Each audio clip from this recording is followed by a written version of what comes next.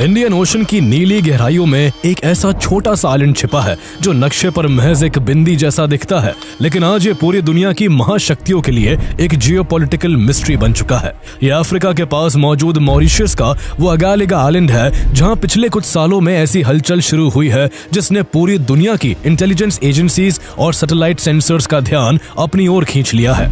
कई defence analyst ये दावा कर रहे हैं कि धुंध और लहरों के बीच छिपे इस आइलैंड पर भारत ने एक ऐसा सीक्रेट इंफ्रास्ट्रक्चर खड़ा कर दिया है जिससे भारत इंडियन ओशन का किंग बन जाएगा।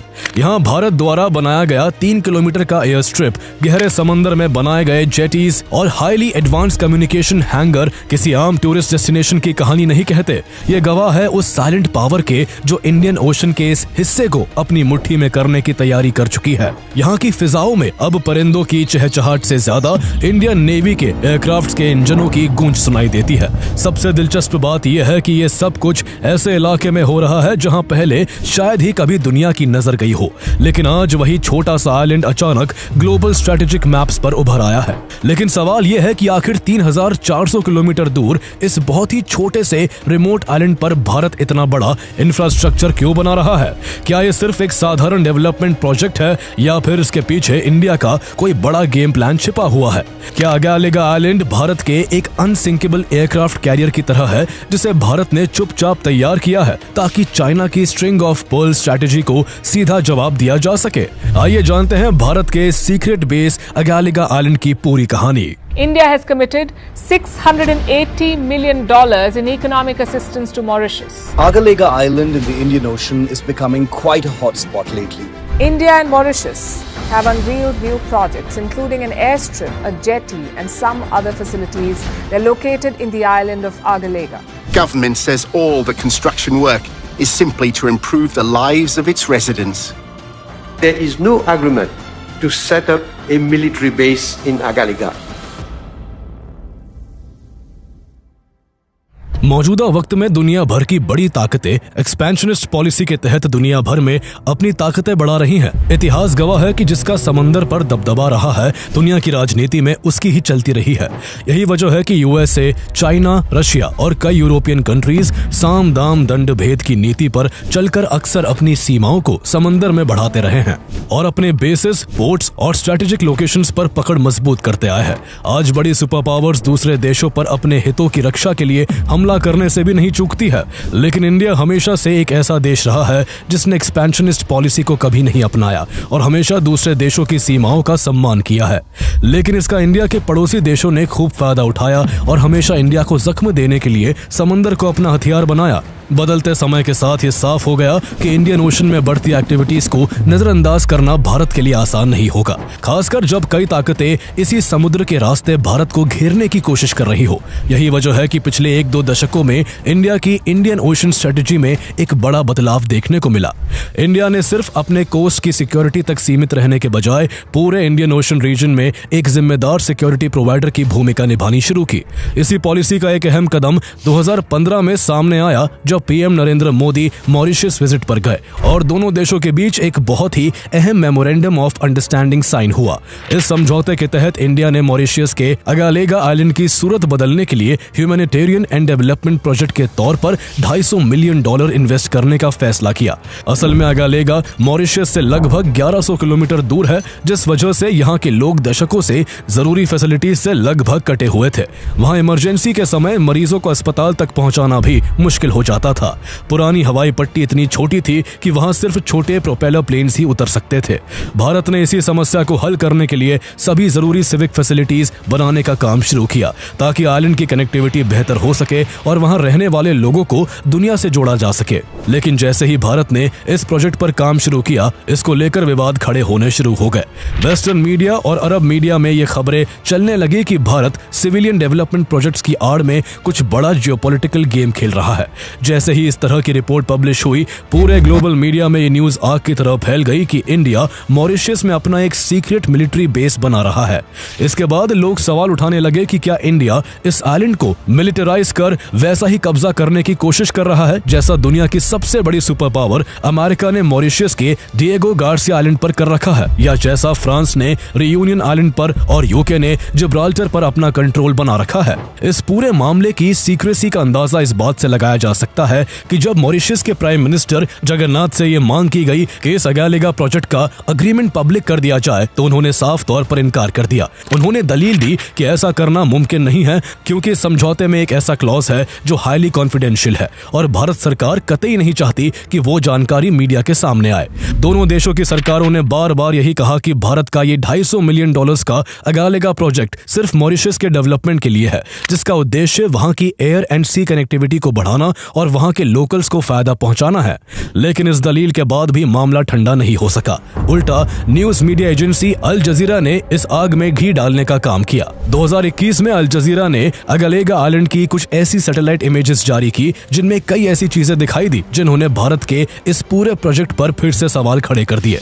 रिपोर्ट के मुताबिक नॉर्थ अगालेगा आइलैंड पर बड़ी संख्या में इंडियन वर्कर्स के रहने के लिए कॉलोनीज बनाई गई थी। रिपोर्ट में यह भी कहा गया कि इस आइलैंड पर कोई छोटी पोर्ट फैसिलिटी नहीं बल्कि भारत लगभग 3 किलोमीटर का एक विशाल रनवे तैयार कर रहा है। यह रनवे इतना बड़ा है कि इस पर भारतीय नौसेना के हैवी मैरीटाइम सर्विलेंस एयरक्राफ्ट जैसे कि P-8I पोसाइडॉन आसानी से लैंड और टेक ऑफ कर सकते हैं। सैटेलाइट तस्वीरों में देखा गया कि इस रनवे के साथ साथ 2 बड़े हैंगर्स भी बनाए गए हैं जो आमतौर पर फाइटर जेट्स या बड़े रिकॉनिसेंस एयरक्राफ्ट रखने के लिए इस्तेमाल होते हैं। कुछ तस्वीरों के आधार पर यह भी दावा किया गया कि वहां दिखाई देने वाले एयरक्राफ्ट असल में P-8I पोसाइडॉन हो सकते हैं जो समुद्र में मौजूद सबमरीन्स को डिटेक्ट और डिस्ट्रॉय करने की ताकत रखते हैं। इसके अलावा आइलैंड के वेस्टर्न कोस्ट पर एक विशाल और नई डीप वाटर जेटी भी बनती दिखाई दी जो रिपोर्टर्स के अनुसार पहले की तुलना में कहीं ज्यादा बड़ी और गहरी है। रिपोर्ट्स में इस बात पर जोर दिया गया कि इसे इस तरह डिजाइन किया गया है कि वहां मॉरिशस के छोटे जहाजों के अलावा भारतीय नौसेना के भारी भरकम डिस्ट्रॉयर्स और फ्रिगेट्स भी आसानी से डॉक कर सके। रिपोर्ट में सबसे बड़ा दावा यह था कि इस आइलैंड पर इंडिया कम्युनिकेशंस इंफ्रास्ट्रक्चर और रेडार सिस्टम्स भी इंस्टॉल कर रहा है जो इंडियन ओशन में चाइना की स्ट्रिंग ऑफ पर्ल स्ट्रेटेजी को काउंटर करने के लिए काम आ सकता है।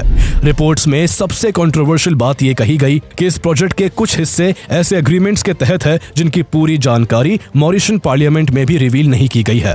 इसके अलावा अल जजीरा की रिपोर्ट में एक और बड़ा दावा यह किया गया कि कंस्ट्रक्शन साइट का यह पूरा एरिया अगालेगा के लोकल्स के लिए एक रेस्ट्रिक्टेड जोन बन चुका है जहां आम नागरिकों की एंट्री पूरी तरह बंद है। आमतौर पर इस तरह के सख्त रेस्ट्रिक्शंस सिर्फ स्ट्रेटेजिक या मिलिट्री जोन्स पर ही लगाए जाते हैं और यही वजह है कि इस पूरे प्रोजेक्ट को लेकर बहस और भी तेज हो गई। इसके बाद सिर्फ ग्लोबल मीडिया ही नहीं बल्कि भारतीय लोगों के मन में भी ये सवाल उठने लगे कि आखिर भारत ये सब क्यों कर रहा है।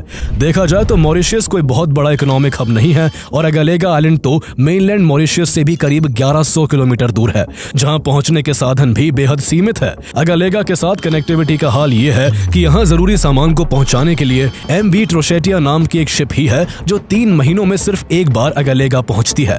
इस छोटे से आइलैंड पर ना बड़े शहर है ना होटल और ना ही कोई टूरिस्ट इंफ्रास्ट्रक्चर। पूरा का पूरा आइलैंड घने जंगलों से भरा हुआ है जहां मुश्किल से अगालेगियन कबीले के सिर्फ 300 ट्राइबल्स रहते हैं जिनकी जिंदगी मछली पकड़ने या कोकोनट फार्मिंग पर निर्भर है। यानी देखा जाए तो इकोनॉमिकली भी ये आइलैंड कोई खास रेवेन्यू जनरेट नहीं करता, जिससे ये सवाल और भी गहरा हो गया कि ये छोटा सा अंडर डेवलप्ड आइलैंड भारत के लिए क्यों इतना जरूरी है और क्यों भारत सरकार यहाँ अरबों रुपए खर्च कर रही है। दुनिया की नजरों से छुपाकर इंडिया यहाँ ऐसा कौन सा प्रोजेक्ट तैयार कर रहा था जो मीडिया में आने के कारण पूरी दुनिया की नजरें अचानक इस छोटे से आइलैंड पर टिक गई। ये समझने के लिए हमें समय के पहिए को थोड़ा पीछे घुमाना होगा और उस दौर में जाना होगा जब ये आइलैंड दुनिया की नजरों से काफी दूर था।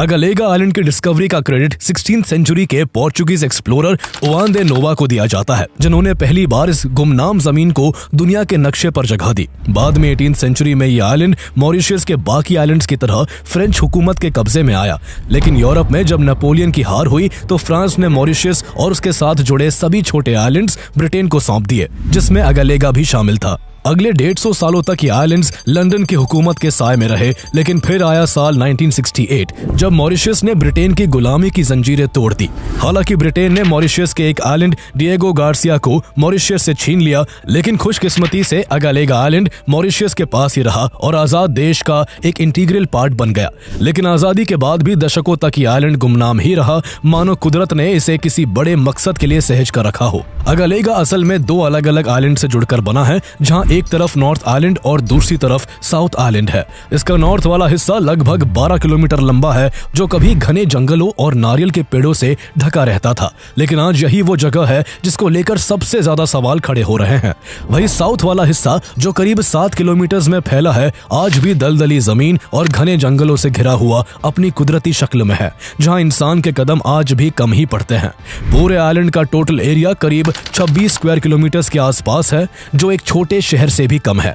लेकिन इस छोटी सी जमीन में आखिर ऐसी कौन सी ताकत छिपी है जो ग्लोबल जियोपॉलिटिक्स में इस छोटे से आइलैंड की अहमियत अचानक बहुत बढ़ गई है, और इंडिया आखिर इस पर लंबे समय से अपना कंट्रोल क्यों चाहता था? ये समझने से पहले हमें मॉरिशस और इंडिया के रिश्तों को समझना होगा। मॉरिशस और इंडिया के संबंधों की जड़ें 19वीं सेंचुरी में छिपी है, जब गिरमितिया प्रथा के तहत इंडिया से लाखों मजदूरों को गन्ने के खेतों में काम करने के लिए वहां ले जाया गया था। आज मॉरिशस की लगभग 70% पॉपुलेशन भारतीय मूल की है। वहां का मुख्य धर्म हिंदुइज्म है और जनता का दिल इंडिया के लिए धड़कता है।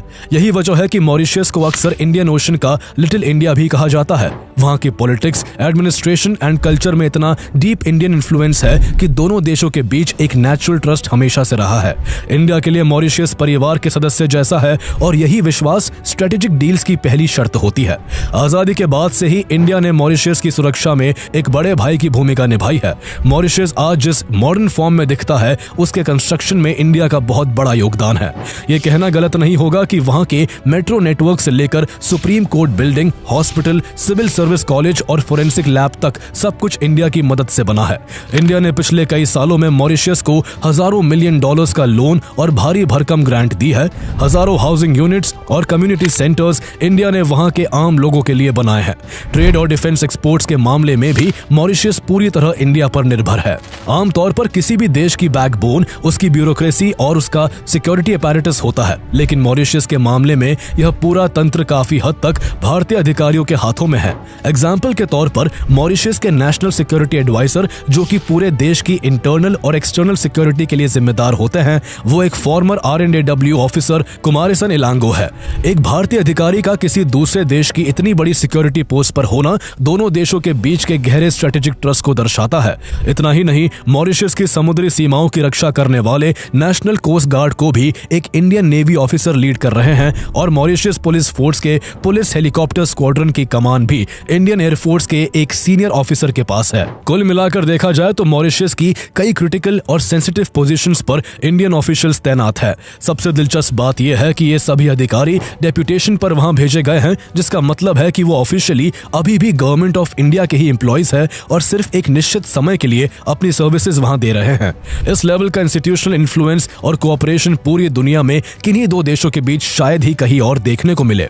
यह महज इत्तेफाक नहीं है कि चाहे कश्मीर का सेंसिटिव इशू हो या UNSC में इंडिया की परमानेंट मेंबरशिप की दावेदारी हो, मॉरिशस हमेशा एक चट्टान की तरह इंडिया के सपोर्ट में खड़ा नजर आता है। वहां के प्राइम मिनिस्टर से लेकर छोटे बड़े ब्यूरोक्रेट्स तक हर किसी के लहजे में इंडिया के लिए जो सम्मान दिखता है, उसके पीछे दशकों का गहरा ऐतिहासिक रिश्ता और साझेदारी है। इंडिया और मॉरिशस के पॉलिटिकल रिलेशंस में सबसे बड़ा मोड़ साल 1983 में तब आया था, जब उस समय Mauritius prime minister Anerood Jugnauth की सरकार राजनीतिक संकट से गुजर रही थी और देश में कू की आशंका को लेकर माहौल काफी तनावपूर्ण हो गया था।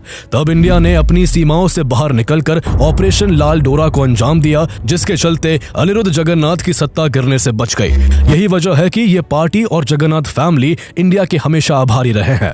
अनिरुद्ध जगन्नाथ मॉरिशस के सबसे लंबे समय तक PM रहे और उनके बेटे प्रविंद जगन्नाथ ने भी इंडिया को हमेशा अपना ब्रदर नेशन माना। एक और दिलचस्प बात यह है कि इंडिया का प्रभाव केवल एक पार्टी तक सीमित नहीं है। आज की ऑपोजिशन और मॉरिशियन मिलिटेंट मूवमेंट के प्रमुख पॉल बेरिंजर, जो कभी 1983 में कू की कोशिशों का हिस्सा थे, आज खुद कट्टर प्रो इंडिया लीडर है। अगर अगालेगा आइलैंड्स की बात करें तो इंडिया इसको लेकर 2000 के दशक से ही कोशिशें कर रहा था। इसको लेकर एक इंपॉर्टेंट डेवलपमेंट साल 2005 में हुआ, जब प्राइम मिनिस्टर मनमोहन सिंह ने मॉरिशस का दौरा किया। उस समय यूं तो ऑफिशियली कई एग्रीमेंट्स हुए, लेकिन पर्दे के पीछे अगालेगा को लेकर भी नेगोशिएशन शुरू हो चुकी थी। इसके बाद साल 2006 में US नेवल इंस्टीट्यूट में एक ऐसी रिपोर्ट पब्लिश हुई जिसने पूरी दुनिया के डिफेंस एक्सपर्ट्स और डिप्लोमेट्स के होश उड़ा दिए।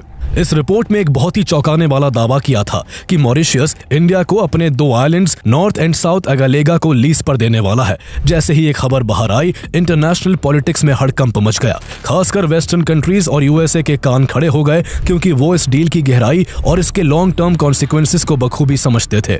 ग्लोबल पॉलिटिक्स में किसी भी टेरिटरी का लीज अग्रीमेंट आमतौर पर 99 से 100 साल का होता है, जिसका सीधा मतलब ये था कि अगर ये डील फाइनल हो जाती तो इंडिया लगभग 1 सदी के लिए इस आइलैंड का डिफैक्टो ओनर बन जाता। हालांकि उस वक्त दोनों देशों की सरकारों ने आधिकारिक तौर पर किसी भी सोवरेनिटी ट्रांसफर या लीज की बात से इनकार कर दिया। इसके बाद समय गुजरता रहा, लेकिन अगालेगा आइलैंड को लेकर अटकलें खत्म नहीं हुई। 2012 में खुद मॉरिशस के फॉरेन मिनिस्टर ने एक बयान में कहा कि उन्होंने इंडिया के सामने एक ऑफर पेश किया है, जिसमें वो एक टैक्स डील के बदले में इंडिया को अगालेगा आइलैंड देने वाले हैं। इस बयान के सामने आते ही इंटरनेशनल लेवल पर हलचल मच गई, लेकिन एक बार फिर कुछ ऐसा हुआ कि मॉरिशस अपनी इस बात से पलट गया और उसने ऑफिशियली ऐसी किसी डील से इनकार कर दिया। लेकिन इससे यह साफ हो गया था कि अगालेगा आइलैंड को लेकर पर्दे के पीछे दोनों देशों के बीच कोई ना कोई बड़ी बातचीत जरूर चल रही थी। काफी समय तक ये सब सिर्फ अंदाजे और कयास ही बने रहे, लेकिन इस बीच 2014 में इंडिया में सरकार बदली और 2015 में इंडिया और मॉरिशस के बीच अगालेगा आइलैंड को लेकर ऑफिशियली एक बड़ा एग्रीमेंट साइन हुआ। इस समझौते के तहत इंडिया को अगालेगा आइलैंड पर इंफ्रास्ट्रक्चर डेवलपमेंट करने की अनुमति दी गई और इंडिया ने करीब $250 मिलियन के इन्वेस्टमेंट का ऐलान किया, जिसमें एक लंबा modern runway, jetty, communication facilities और कई सिविक एमिनिटीज बनाने की योजना शामिल थी। अब यहाँ ये समझना जरूरी है कि आखिर इंडिया के लिए जंगलों से घिरा ये छोटा सा अगालेगा आइलैंड इतना जरूरी क्यों है कि इंडिया इसके लिए मिलियंस ऑफ डॉलर्स पानी की तरह बहा रहा है। सच ये है कि ये आइलैंड सिर्फ जमीन का एक टुकड़ा नहीं, बल्कि इंडियन ओशन की रणनीतिक शतरंज पर भारत की वो चाल है जिसने बड़े बड़े देशों की नींद उड़ा दी है। बेशक इस आइलैंड का साइज महज 26 स्क्वायर किलोमीटर्स है, लेकिन इसकी असली ताकत इसकी लोकेशन में छिपी है। ये आइलैंड इंडियन ओशन के उस इलाके में है जहां से अफ्रीका, मिडिल ईस्ट और एशिया के बीच जाने वाले कई बड़े शिपिंग रूट्स गुजरते हैं। दुनिया के कई ऑयल टैंकर्स और कार्गो शिप्स इसी इलाके से होकर निकलते हैं। स्ट्रेटेजिक नजरिए से देखें तो अगालेगा समुद्र के बीच लगा एक ऐसा हाई डेफिनेशन सीसीटीवी कैमरा है जहां से पूरे साउथ वेस्ट इंडियन ओशन की एक्टिविटीज पर नजर रखी जा सकती है। यही वजह है कि चीन समेत कई वेस्टर्न देशों को चिंता थी कि अगर भारत यहां मजबूत प्रेजेंस बना लेता है तो वो उस क्षेत्र से गुजरने वाले प्रमुख ट्रेड रूट्स और इंडियन ओशन के स्ट्रेटेजिकली इंपॉर्टेंट चोक पॉइंट्स को आसानी से कंट्रोल कर सकता है। कुछ एक्सपर्ट्स इसकी तुलना उस तरह की स्ट्रेटेजिक प्रेजेंस से करते हैं जैसी अमेरिका ने डिएगो गार्सिया में बना रखी है। उनका मानना है कि इसके जरिए इंडिया अपनी मैरीटाइम बाउंड्री को हजारों किलोमीटर आगे तक स्ट्रेच कर सकता है, जिससे वो न केवल और देशों के मर्चेंट शिप्स की मॉनिटरिंग कर पाएगा, बल्कि किसी भी युद्ध की स्थिति में दुश्मन के बेड़े को बीच समुद्र में ही रोकने की कैपेबिलिटी हासिल कर लेगा। दरअसल आज इंडियन ओशन केवल ट्रेड रूट का रास्ता नहीं रहा, बल्कि जियोपॉलिटिक्स का एक अहम बैटल ग्राउंड बन चुका है। यहाँ मेनली दुनिया की 3 बड़ी ताकतें इंडिया, चाइना और यूएसए अपनी अपनी रणनीति के साथ मौजूद है। चीन पिछले कुछ सालों से एक बहुत अहम geopolitical strategy string of pearls पर काम कर रहा है। इसके तहत चीन इंडियन ओशन में ट्रेडिंग पोर्ट स्टैब्लिश करने के नाम पर भारत को चारों तरफ से घेरने के मकसद से मिलिट्री बेसिस का जाल बिछा रहा है। चीन ने इसी प्लान के तहत पाकिस्तान का ग्वादर पोर्ट विकसित किया है, जो भारत के वेस्टर्न कोस्ट के ठीक सामने अरेबियन सी में चीन को स्थायी जगह देता है। श्रीलंका के हम्बनतोता पोर्ट को डेट ट्रैप में फंसाकर 99 साल की लीज पर लेना चीन की एक और बड़ी चाल थी, जो भारत के सदर्न टिप के ठीक नीचे एक पोटेंशियल नेवल बेस प्रोवाइड करती है। इसके अलावा हॉर्न ऑफ अफ्रीका पर स्थित जिबूती बेस चीन का पहला आधिकारिक ओवरसीज मिलिट्री बेस है, जो सुएज कैनाल के एंट्रेंस पर कंट्रोल रखता है। म्यांमार का क्याओ किप्यू पोर्ट और मालदीव का फेदू फिनोलू द्वीप इस घेरे को पूरा करते हैं, जिससे बे ऑफ बंगाल से लेकर अरेबियन सी तक चीन की मौजूदगी भारत के लिए एक कंटिन्यूस हेडेक बनी हुई है। चीन के बढ़ते कदमों को रोकने के नाम पर यूएसए भी इस क्षेत्र में अपनी सैन्य शक्ति को तेजी से बढ़ा रहा है।